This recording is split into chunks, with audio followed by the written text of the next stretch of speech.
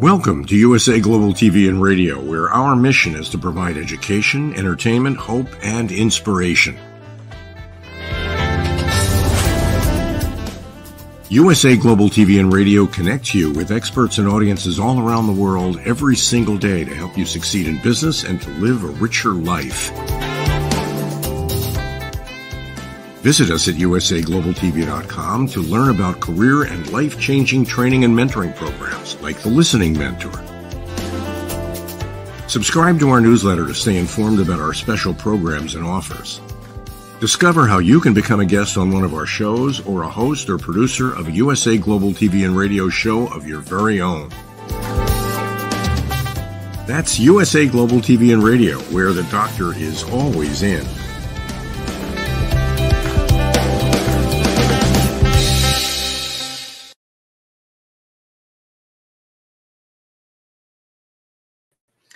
Good evening, good afternoon, or good morning, depending on where you're listening from, and welcome to another episode of The Resume Whisperer and Corporate Culturist. I'm your host, JOSEF STETTER. I've been trying to spend a lot of time to connect the dot that the more you're different, the better it will be, the more successful you'll be. And so from the individual perspective, stand out and do things that others people don't. It will get you hired faster. From a business perspective, it's about creating a culture that people that work there are excited about, and that creates a culture that people are excited to buy from. And so part of that in both aspects is the ability to tell your story.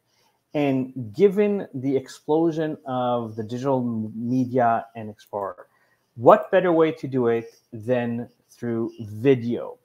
I'm very excited because today's guest, Lefteris Koutinas, I hope I pronounced that correctly, is known to his peers as Lefty, is a Toronto-based award-winning documentary filmmaker with a knack for transforming business owners into industry celebrities. Specializing in true story adaptation, he creates unforgettable narratives that not only entertain, but also educate and inspire, right? And we're going to talk a lot about that. With a style reminiscent of A24's boundary-pushing films, Lefteris turns the mundane into the extraordinary. His projects aren't for the faint of heart. They're for the daring, the disruptive, and those who refuse to blend in with the crowd. Leveraging Hollywood-grade visuals and cinematic approach, Lefteris helps celebrity-driven entrepreneurs build powerful, personal brands that resonate long after the screen fades to black. He's on a mission to tell over 1,000 stories and make Lefteris Koutinas a household name in the world of documentary filmmaking. When he's not behind the camera, Lefteris is on YouTube, sharing his journey and helping entrepreneurs become the cool kid with everyone that they want to sit with. If you're ready to break the mold and demand attention, Lefteris is your guy. Let's welcome Lefteris to the show, otherwise known as Lefty. Hello. Hello, and thank you very much for being here. So I want to start by asking a little bit about what got you into this industry, or kind of what inspired you to be a documentary filmmaker and then kind of video producer, content creator for, individuals and companies. Yeah, absolutely. It's a bit of a, it's funny because a bit of a loaded question due to so much that happened in my backstory. I pretty much was born into a family of entrepreneurs that dominated radio and television broadcasting.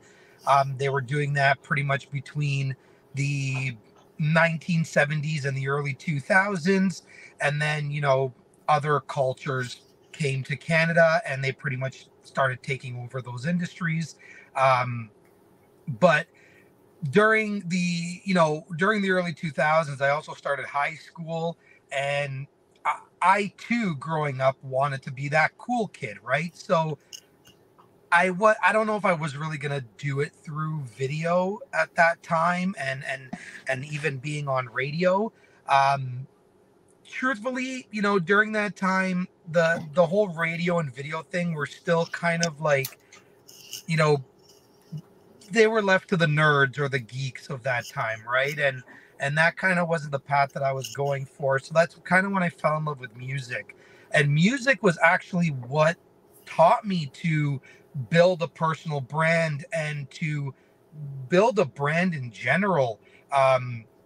Because when I got into DJing and then from DJing, I became a music producer, and I was touring the world. I was kind of playing shows left, right, and center, both locally, both just outside of Toronto and other provinces, the United States, and of course Europe.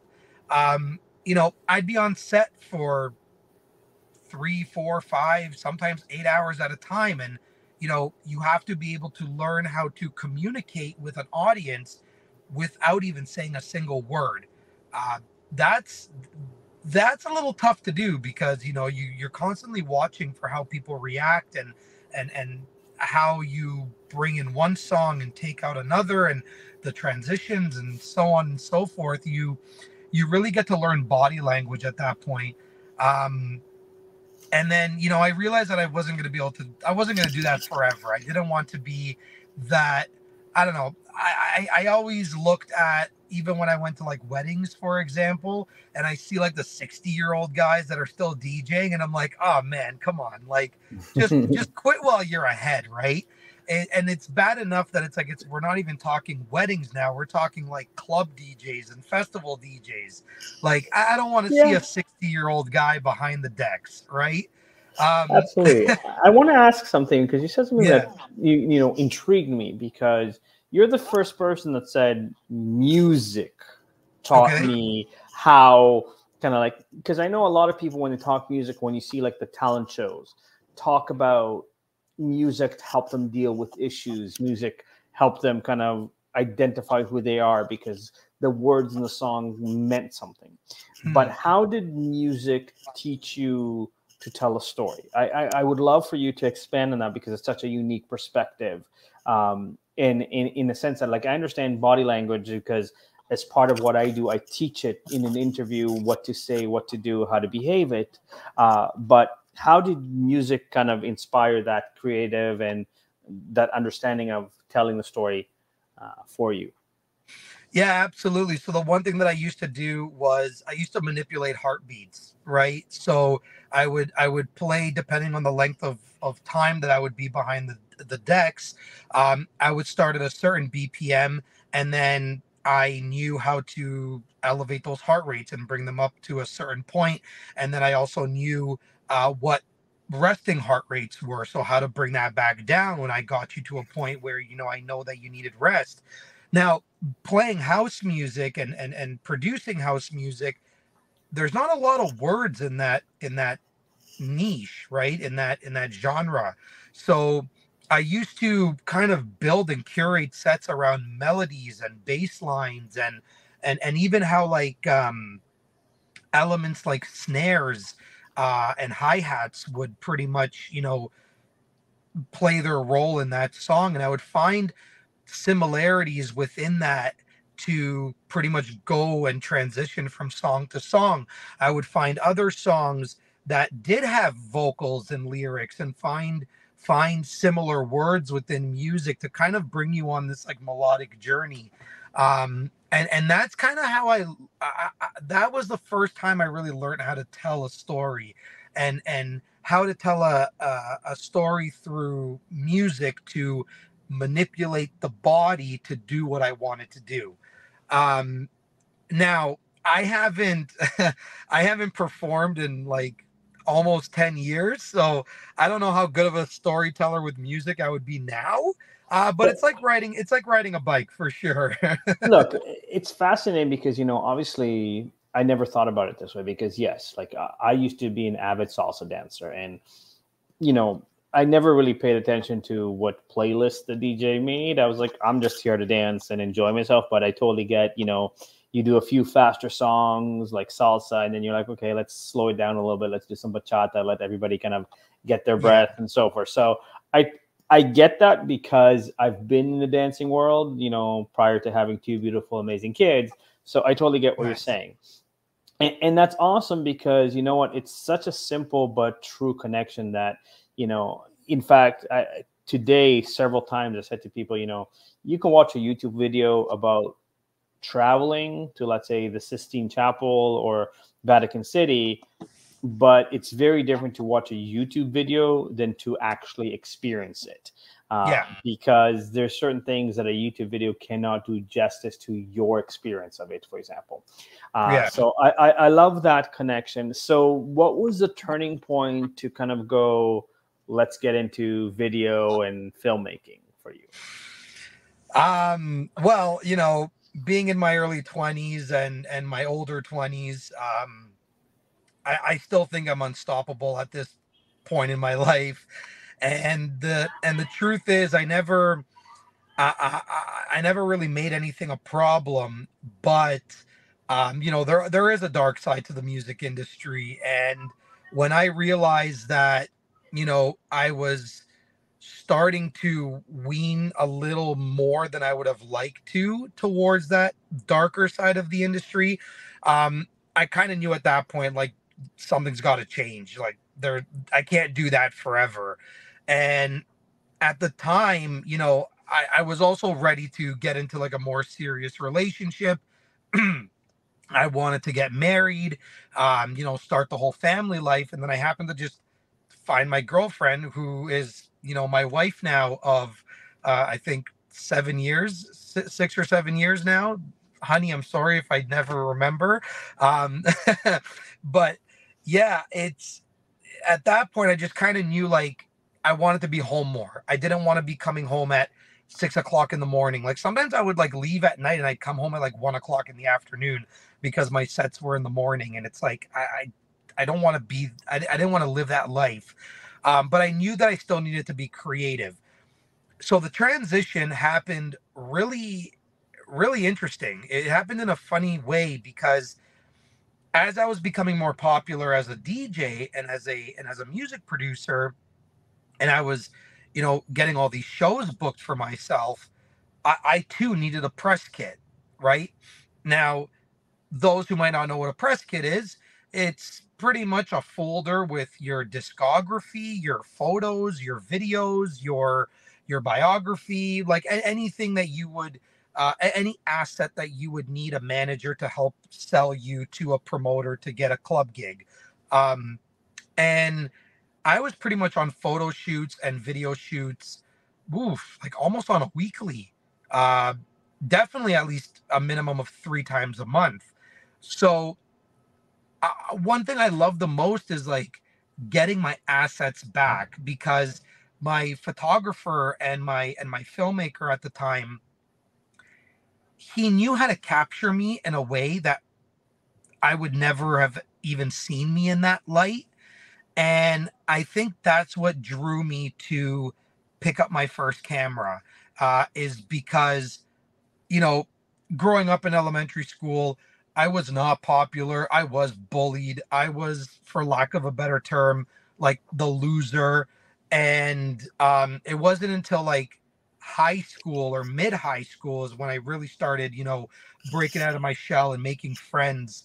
And then it wasn't until I became like a DJ and touring in my early 20s where like I really became more popular. So I think, a lot of us have insecurities. A lot of us, kind of go through these moments of not feeling like we're the best in ourselves. And I did it because I want to be able to showcase somebody in a light that they've probably never seen themselves before. And I think that's a really beautiful thing. I love that. And, I like the fact that, you bring up the importance of the human experience, that, we're not perfect. We all have our moments, our doubts. We all have this. And, my conversations focus on the world of getting hired or hiring. And so I speak to individuals that are like, you know what, I've been rejected like 20 times in a row, or I sent out 50 resumes and nobody responded to me. Like, how do you stay motivated? And again, I make those connections. Like, as a salesperson, you're told that you need 7 to 12 no's before it counts as a no. And Right. so every time someone says, no, great, I'm closer to a yes. And I switch my mindset to be like that. So Lefteris, we lost you on camera. So I don't know if anything happened. Maybe we lost connection. So we'll be right back. But for now, I'll just kind of keep on with the idea that you have to understand it's okay if you failed. If you pick yourself up and you find a way to reinvent yourself, that is so powerful. That is a story that you can tell both as an individual and a business owner that will allow you to create off camera. Maybe. Sorry, 1 second. Lefty has having a few technical difficulty. So, that will be what will define you. That's what's going to make you a great leader. One of my favorite books on leadership is called The Radical Leap by Steve Farber. And I've spoken about this in previous episodes, but he basically defines a leader as LEAP, or the acronym LEAP, which stands for love, energy, audacity, and proof. If you cultivate love, you'll generate energy, you'll inspire audacity, and the proof will be in the pudding. And then, similar to what Lefty said, is that the difference between a leader and what he calls in the book a radical leader is OS exclamation M, which means oh shit moments. And sometimes it's those downs, it's that failure, it's those experiences that challenged you more than you thought possible, right? And again, it's a model of you overcame. You have a story to tell, okay? And Lefty is just having a few technical difficulties. He'll be right back. But I want to make sure that you understand, Lefty started by being socially awkward, became the cool kid through music. And how many people, music is their outlet? For me, before having two amazing, beautiful kids, my outlet was salsa dancing. Now it's how much they make me laugh every single day. And I'm thankful for that so much. But there's a level where because of that, we all have our path. And that's perfectly okay. Your job is to kind of go, here's why my path makes me better and different than everybody else. Here's what I do that's unique, because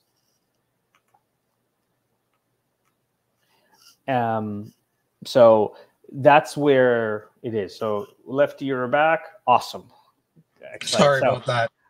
Awesome. It's okay. I made sure that we were transitioning. So you kind of left the music industry. You're now kind of decided, I want to do video. Tell us about your most unique experience as a video documentary maker, and why was it such a memorable experience for you? I think it's what led to the blow up after my first client. So I always knew my worth in one way or another, right? So I wasn't charging for photos at the beginning of my career because obviously, like, I still need to learn. I wasn't going to give you, I sure as hell was not going to give you the best product that you can get. But I used to always just be like, hey, if we're going to meet downtown, like, you got to get me lunch. You got to pay for my parking, like that kind of stuff. Right. So I remember doing LinkedIn headshots was the first client I ever got. We're talking now 2016. And what ended up happening was not even a week after I delivered the photos, I got like an influx of messages in my inbox, but it wasn't for headshots. It was for lingerie photos, swimwear, nudes, implied nudes. And I'm thinking to myself, what the hell is going on? Right. And they're asking me, hey, can you do this? Can you do that? Can you do this? And, you know, I'm at a crossroads right now because one, I'm a new photographer and I need clients. Number two, I'm a new photographer, so I can do whatever I want, but do I necessarily need these clients? And I'm just thinking, and I sat back and I was like, oh, you know what? I could really use the money. Screw it. I'm just going to take it. And I was like, yes, I can do that. Yes, I can do that. Yes, yes, yes, yes, yes. I had no idea what I was doing. So right away, I'm just like, I start going on Pinterest. I start doing like searching Google in essence, images. you were doing research for Borat the movie. If right, yeah, the male song with that's it, right? That's it. I mean, you know, count my blessings that all the clients were women, not men. But regardless of that, I had no idea what I was doing, but I just said yes. I said, yes, I'm going to figure it out. I figured, you know what, if I'm going to throw myself into something, I'm just going to like throw myself at the wolves and see what happens. They're either going to rip me to pieces or they're going to love the product at the end. I just want to stop you for 1 second because I think you said something vital here that most people hesitate on.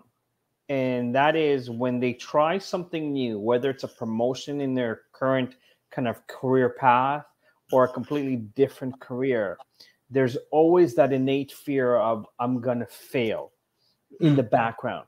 Right. But having that leap of faith of I'll figure it out and I'll do it is what gets you success. And I want to emphasize that because, you know, I want to tie it in because it's not just you going, okay, let's try this, because obviously there's different rules for a LinkedIn professional shot versus I want to do a nude shot kind of thing, and a very different energy to that as well. Yes. Okay. Sorry, I didn't mean to cut you off. I just wanted to make that connection. No, absolutely. That's all yours. No, absolutely. Yeah. So, I mean, what people find really surprising, is that if I didn't do that type of work, which, you know, we could talk about at a later time or whatever, but it did get me on billboards downtown Toronto. It did get me on front covers of magazines. Like I put my heart and soul into like doing the best boudoir style photography I could ever give somebody. But what it taught me was trust to the highest degree and patience. And I think that's a lot. Those are two things that I feel like a lot of people don't have. They're just so rushed to get the sale, get the lead, get the booked call, that they definitely forget trust and patience. And it's kind of funny in a way, because I want to say, like, if I had to put a number on it, 97% of my clients till this day, maybe even 99% of my clients till this day, are women. And I have to thank the boudoir side of me that was able to to bring me to a point in which I can be as relatable as I possibly can be, to show women that they can trust me with their brands. So here's the thing, and I love what you just said here. The trust is something that, because of, let's say, this explosion of AI, and I use this in quotation because not everybody's using it correctly. Yeah. We've lost that. And we've lost that in so many ways that, you know, like if I have a problem with my phone, I don't want a chat bot to try and solve it for me. I want a human being. I want that kind of connection, because I don't want to explain 7 times if I can go, this is not working, and someone can address it, for example. So this is where I think some of the conversation is there. So you had this, you know, unique experience that has still to this day helped you. And I admire and respect how you look at it from building that conversation and having that conversation. Now, you said in your bio, the goal is to help over 1,000 people, kind of thing. So how many kind of documentaries have you produced? And, again, along those lines, which one was one that challenged you the most and why? Yeah, great question. So I think the beauty about what I do, and probably what many people do, um, I can do it till my deathbed comes, whatever that age may be. Do I necessarily want to? Probably not. But I love filmmaking so much that if I had to do it up until that time, I would. Now, documentaries are not something that is delivered overnight. A lot of people really want, again, fast, quick, instant gratification. I like to call documentaries delayed gratification, and I know that sounds really cringy to somebody that is like, I need to make 5K or 10K in 90 days, right? But you got to look at it as an asset that's going to pay you over the course of time, right? Because something that doesn't change is your story. You're going to tell your story at 80. Whatever happened to you at 30 is still going to be relevant at 80. You cannot tell a different story. You cannot change the story. Whatever happened, happened. And that's the relevance of documentaries. But a lot of people don't see the benefit in that delayed gratification. They want the Instagram reel that's trendy, that's gonna be delivered into their inbox in the next 3 days, and it's gonna just be forgotten the moment they post it. Why people want that, I have no idea.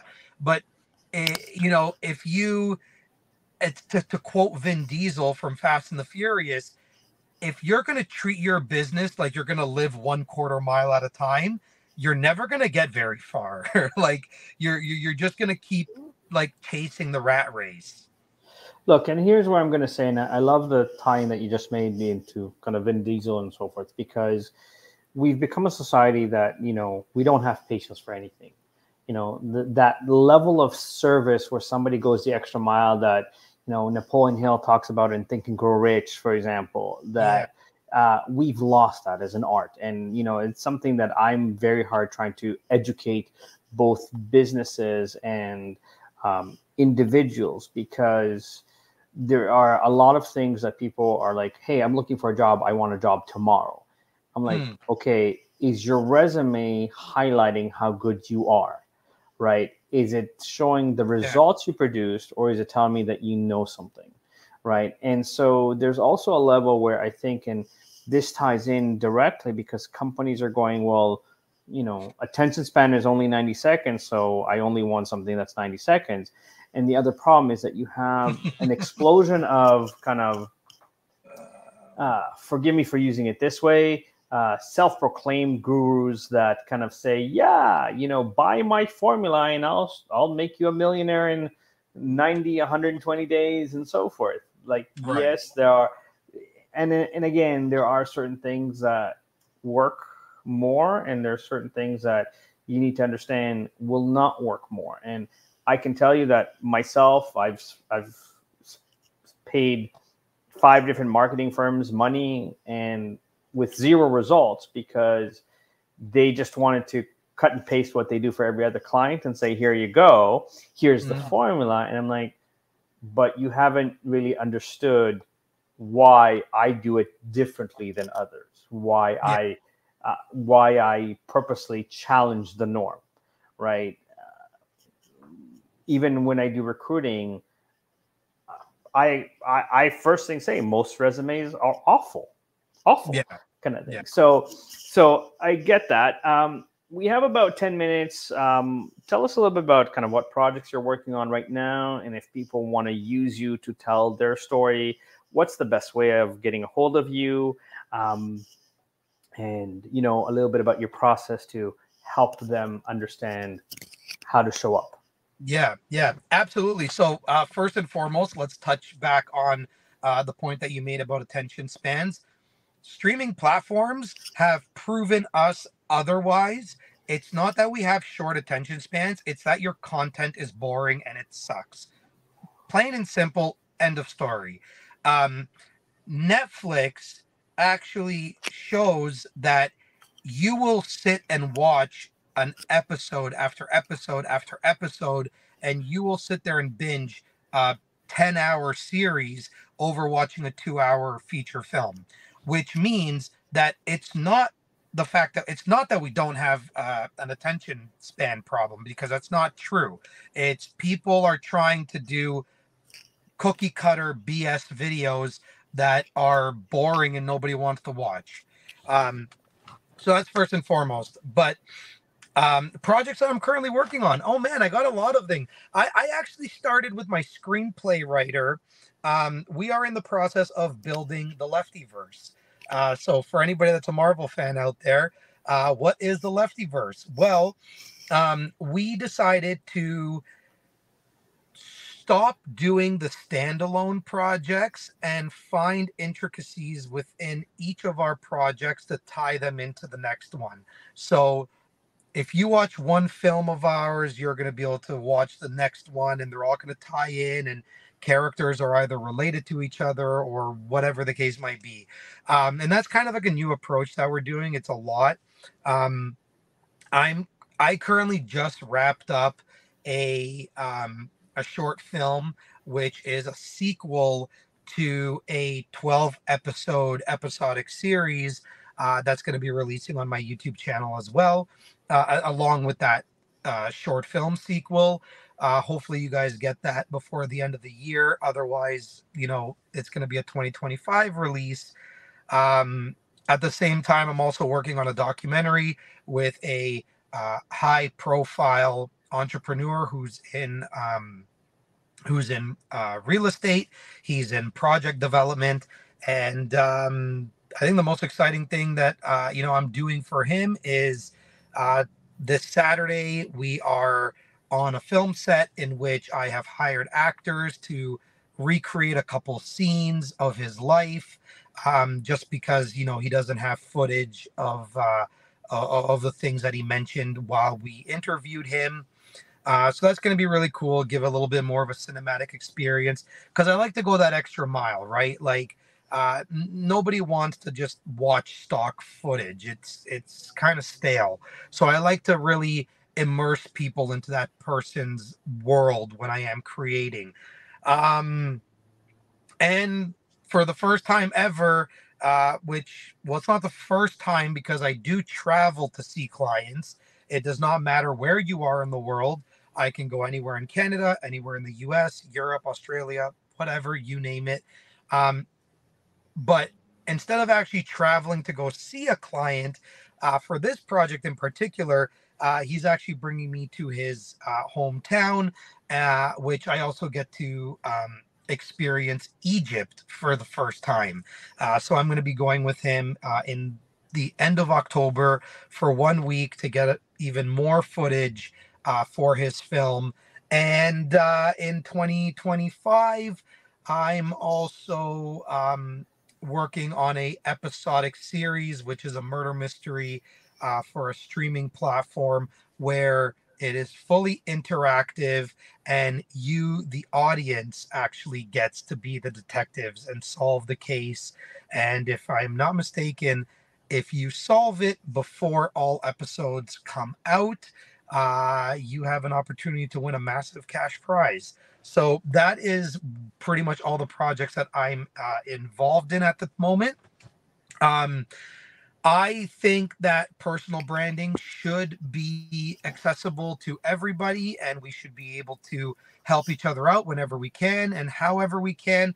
And that is what my YouTube channel is about: helping entrepreneurs build their personal brands and do the very best that they can to be celebrities in their industries, until they realize that they cannot do it by themselves anymore. And that's when they hire somebody like me. So I'm also on a 10,000 subscriber journey, where I'm looking to grow and build the audience, because the more people that see me, the more information I can give out and the better I can help. And of course, it costs you nothing. And the people that end up paying me are the advertisers, which is YouTube. So why not learn and watch and binge videos at somebody else's expense? So that's the method to my madness, is leveraging somebody else's pockets to get what you want out of life. So yeah, subscribe to the channel. There is a membership area there where you could join. It's really, really, really low fee. It's $14.99, even cheaper if you are in the US. But yeah, that membership area is, I put in a bunch of thought leadership prompts where I get to help you guys think more experience and story driven base, where we go deeper into the brands, and I give that to everybody once a month. And of course, I ask questions on a deeper level there. If it comes down to wanting to work with me, very simple: www.yourlegacyfilmmaker.com. Scroll through, look at the testimonials, read the FAQ section, and fill out an application. Excellent information. I think that you're absolutely right that when things are done correctly, people will pay attention to it. And there's a level where how you present the information is so important. I did a webinar yesterday, and every single person was like, "Thank you. You gave me hope. You allowed me to see things differently. That, let's say, I never thought I could do this for a job. Like I told people, go on Meetup. That's a great way to network for your industry, especially if you're a gamer, especially if you're some of that, because there's often meetups for that. Eventbrite, where it's free events, Zoom calls that you're speaking to the right people, and part of what I do is extract their story in a resume, in a LinkedIn profile. But, the connection that, you need to build that brand with video, I've hired individuals like yourself. I know you're friends with Jim, that he's done some of my videos for me.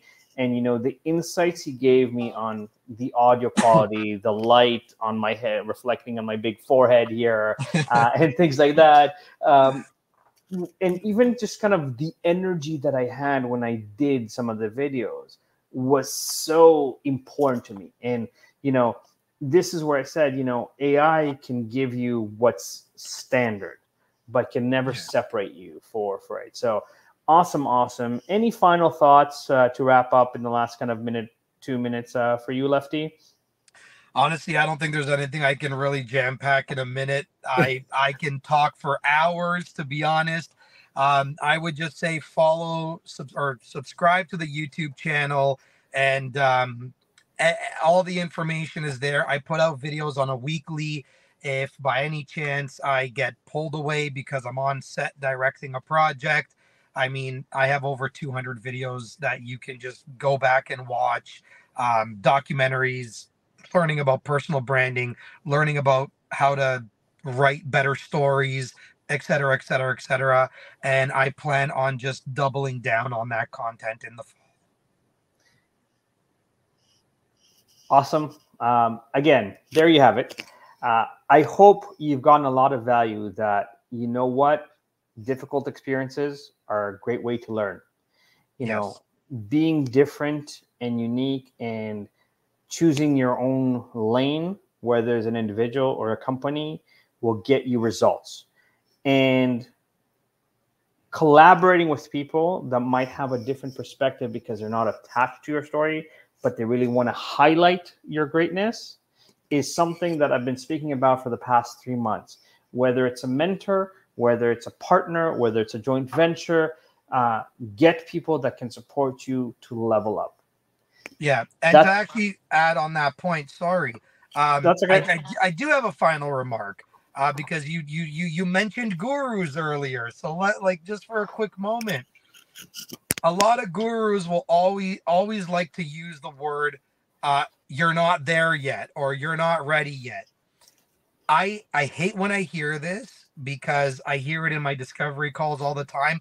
Oh, my coach tells me I'm not ready for that. I'm not there yet. When it comes to telling your story is however old you are in the making. So it's ready. Nobody can tell you how to show up. Now, if your guru or your coach or your mentor is shooting everything on an iPhone, which there's nothing wrong with that, but you feel like you want a higher level of production for your brand, don't let their jealousy cloud your judgment on what you want. Because if they wanted to hire that big film team, they would have done it too. So there is no such thing as being ready. You are ready. Your story has been ready. It's been in the making. And if you think you have a boring story, believe me or some other creative director will be able to pull it out of you and find that diamond in the rough. So get out there. And if you're not going to do it for your business, honestly, do it for your family. Because when we're not here anymore and we're gone, the first thing that people are going to want to run to is a photo or a video just to see your face and hear your voice. So just do that. Amen. Thank you for that. And there you have it, because, you know, again, I do it with resumes. I do it with LinkedIn profiles. I do it with organizations that want to build a lasting culture and attract the right candidates to them. And so there's different ways of getting there, right? Yeah. And there's different ways of connecting the dot. I hope to the listeners you've enjoyed this episode. You've gotten something out of it. You've learned something. If you enjoyed the episode, as Lefteris said, please like and subscribe. And as always, thank you for listening. I hope you have a great night, a beautiful morning, and an amazing afternoon. My name is Joseph STETTER, and I'm the Resume Whisperer and Corporate Culturist. Good night, everyone.